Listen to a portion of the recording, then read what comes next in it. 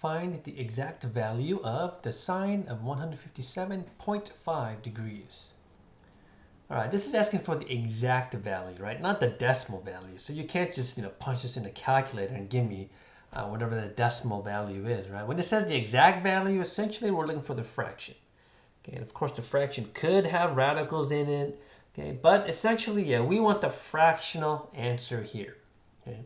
So, okay, you're probably thinking 157.5 degrees. Well, wait a minute, that's not on the unit circle, right? So this is not one of these nice values on the unit circle.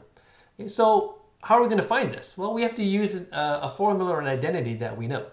Okay, so in this case, right, a sum formula is not going to work, difference formula is not going to work, double angle formula is not going to work, right? In this case, we want to use a half angle formula.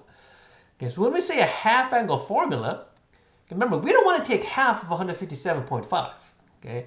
Because if you actually think about it, right, half of 157.5, right? Well, what is that? That's like 78.75 or something, which is not really going to help us, right? The key is, well, what is 157.5, right? What is that half of, okay?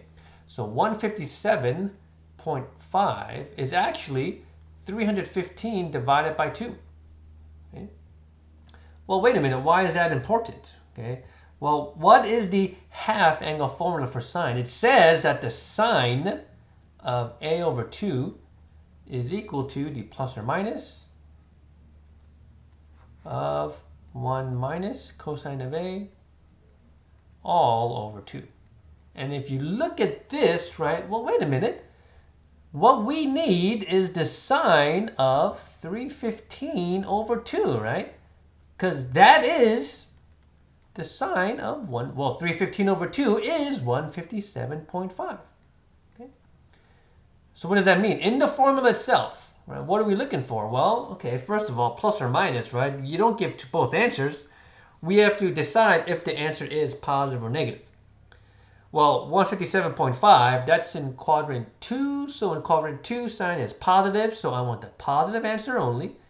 And it's 1 minus the cosine of a, right? The cosine of 315 degrees, all of that over 2. Okay? So we need to make sure we sort of write everything out so that we don't put in the wrong values. Remember, we don't just put a 315 in here, right? It's the cosine of 315 degrees.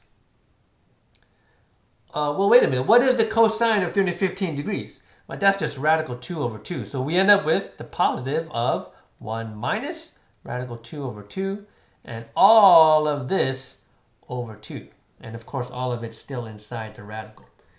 Now here, just by plugging the numbers, this is the answer that we get, right? We can do a little bit of simplification here. Well, when I say a little bit, I actually mean, well, this gets a little bit complicated. But how can we simplify this? Well, the numerator, right? See, this 2 stays down here with the 2 in the denominator, right? We have a complex fraction. I'll just write that as a common denominator with the 2. Of course, because these are 2's now, we can actually combine those now. 2 minus radical 2 over 2. All of that over 2, right? This 2 down here. But once again, we have another complex fraction, right? So I can rewrite that. I can rewrite that as 2 minus rad 2 over 2. So instead of saying divided by 2, remember, dividing by 2 is the same as multiplying by 1/2. So notice what we get. We actually get 2 minus radical 2 all over 4. Okay? And this one, we can actually just bring that, we're sort of splitting this up. Okay? So we can actually bring out that 1/4. Okay? 2 minus radical 2, and then the square root of 1/4 is 1/2. So we get 1/2 radical 2 minus radical 2. This would be the most simplified form of this answer right here. Okay, so the sine of 157.5 is 1/2 times radical 2 minus radical 2.